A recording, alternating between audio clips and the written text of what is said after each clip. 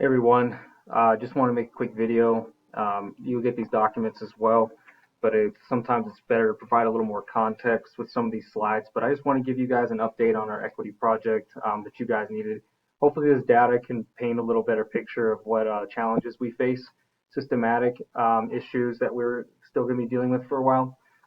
So really, a lot of this data is going to come from El Paso County Health, and some of it will just have to do with the county itself, or it's going to be more targeted in a smaller area.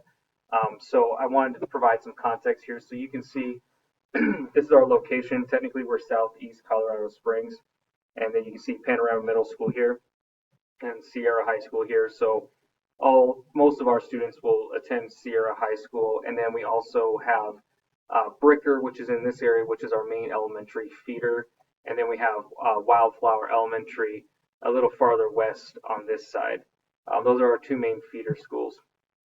And so what I wanted to show you here was just quickly an infographic I created just to give some data on our demographics and who we are as a school district. And if you see here, the first part is just addressing the number of students. So we have almost 12,000 students in the district. And the biggest thing that we noticed was the gap between the enrollment of elementary to secondary. So you can see we lose almost half of our students, probably more than half, to charter schools, to other districts. But you can see there's a pretty big drop off there from elementary to middle school. And so that is something that we've kind of been dealing with in the past. We get a lot of great elementary schools. We have three and then a fourth one as a candidate for a blue ribbon school. So our elementaries are very successful in some ways, and one of those blue ribbon schools is one of our feeder schools in Wildflower Elementary. And so we do see a significant drop in performance from the elementary schools to us. So just as an example, our current sixth graders, over 50% of them are 3 grades or more below reading level and math. And then, the majority of them are 2 or 1 level below. And so we're getting a lot of these students. So the question is, what data are we looking at? What tests are we using to analyze success and reading levels and math levels at the elementary, and why is there a drop off? And it could be that the high performers or the gifted students go to other school districts because we do not really have a strong gifted and talented program. But there's also a perception problem, which we'll get into later. We have 0 middle and high schools that are blue ribbon, and no flagship schools. Okay, so why the drop? My opinion is perception, turnover.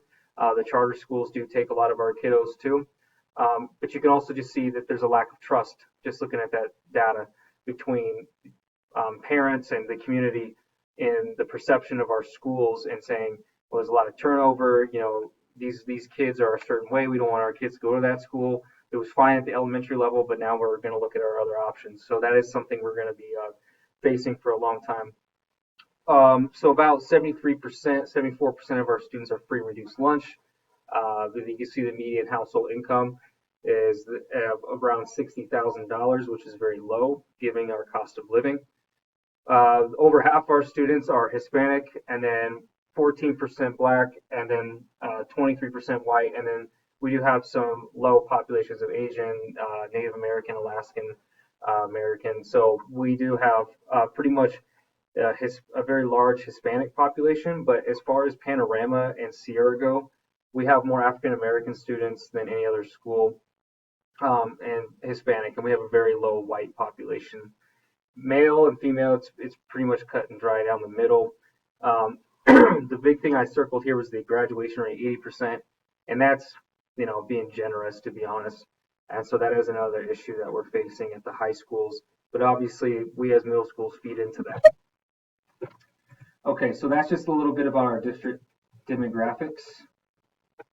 So these are a couple videos that you can look in the document, but there was a huge fight at Sierra 5 years ago that got a lot of media coverage, and so this was a hit against our perception. It wasn't as bad as the news made it sound, of course, but it was something that was highly publicized, so we're still facing those issues here. This one's pretty hard to watch. This was a former student at Panorama and Sierra who was shot by police officers about 2 years ago. So this has had an impact on our community as well. And so viewer discretion is advised there. It's pretty bad. And this just was just 2 days ago, or sorry, a couple last week. And so this was a shooting that's in our neighborhood. And so I can give you other examples, but these are the traumatic experiences our students are facing and our community is facing. So this is something that our kids bring to school with them. I just put the newspapers in there so you can kind of see the difference, but these are our two main newspapers. Southeast Express obviously focuses more on this area of town. The Gazette is the entire town, so there is some information on there. You could probably just pull up Harrison School District or even our school and see some stories on there. Um, Perception is not the greatest, obviously. We're trying to fight against that, but it's an uphill battle sometimes. So the following slides are going to be more data analysis. So you can see here, this is the Southeast Springs area, and I'll circle things as we go through. But then this is the majority of people in this city do live in very densely populated areas. So we're not as bad as like maybe a major city, but in this area, people are very close in proximity. So you can see here, this is the poverty level, and I've kind of marked where our students mainly feed. So you can see 36 to 46% is the dark blue, and then this lighter blue is going from 21 to 30%, and then 11 to 20%, which the highest categories, that's what we're dealing with up here. Your more areas where, District 20 is a district we compete with that's way up north. We compete for everybody. It's a school choice. So we don't get any of these kids. So we're really central and south Springs in this area. That's where majority of our students are coming from. But you can see that this is downtown right here, and then we're just south of downtown. So the poverty levels in central and southeast Springs are much higher than in the northern area of town. This one, it was pretty interesting. It didn't have the Hispanic one. I don't know why. So they might have included them in one of these categories. But if you can see here, the Black or African American line here did increase and it's plateaued at this point, but it's hovering around there about 15%. And then this one really struck out to us as well, is the life expectancy, and this is literally where our school is located in the district. So that one red square, that's where we're at. And so you can see here the life expectancy is the lowest in all of Colorado Springs. Again, going through those traumatic experiences, adverse child experiences. And so, again, our students are bringing a lot of those traumatic experiences to school.